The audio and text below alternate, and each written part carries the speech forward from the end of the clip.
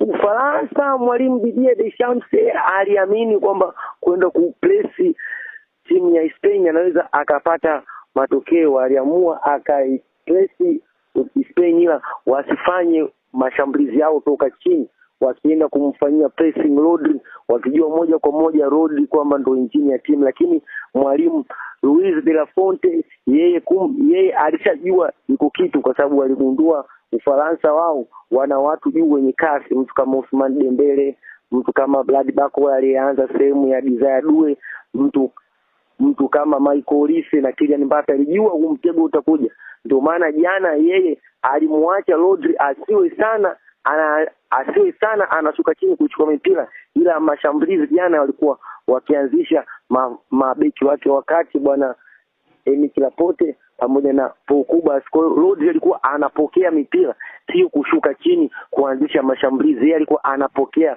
mipira ya pili. Matokeo haya yanaakisi uhalisia wa mchezo kweli? Matokeo yanaakisi uhalisia wa mchezo, kwa sababu tuliona Spain alichukua game akafanya anachotaka sehemu ya kiungo. Kwa hiyo matokeo yanaakisi uhalisia wa mchezo, kwa sababu Spain alikuwa bora kuliko Ufaransa. Sawa. Kipindi gani kilikuwa na ushindani mkubwa zaidi pale uwanjani?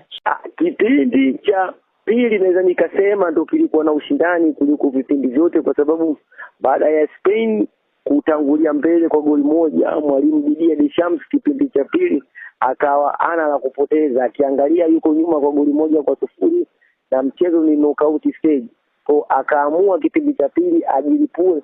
Kwa maana unaona alienda kumpumzisha Adrian Rabiot, akamleta Manu Kone kwamba alikuwa anahitaji ufanisi sehemu ya kiungo, ndio maana akamuingiza Manu Kone aweze kufanya pressing kwa viungo wa Spain ila aweze kupata goli la kusawazisha.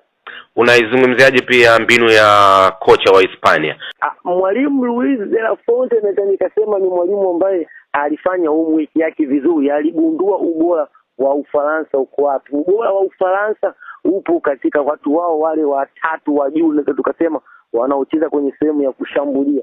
Tukimsema Michael Olise, tukimsema Ousmane Dembele, tukimsema Desire Due ambaye jana kwanza nafasi yake ilichukuliwa na Brad Barcola. Wale ndio watu ambao wanaivuruga defense ya timu pinzani pamoja na kiungo cha timu pinzani tokana na mikimbio yao. Mwalimu Luis de la Fonte alijua hilo. Ndio maana unaona hata jana kwenye squad selection ya kikosi chake ukumuona Christian Pedri ni aina ya kiungo ambao wazuri kwenye kuchezesha timu ikiwa ina mpira, lakini timu ikiwa haina mpira huwezi kumuona umuhimu wa Christian Pedri. Ndio maana mwalimu Luis de la Fonte jana alianza na Fabian Ruiz ni aina ya viungo box to box. Utamuona mzuri kwenye box la chini timu ikiwa haina mpira, utamuona mzuri kwenye box la juu timu ikiwa ina mpira. Kwa hiyo mwalimu Luis de la Fonte aligundua ubora wa Ufaransa na akaufanya uende kuwa udhaifu wao, na pale mtu anapofanya ubora wako uende kuwa udhaifu kwako, kwa unatakiwa uje na plan B.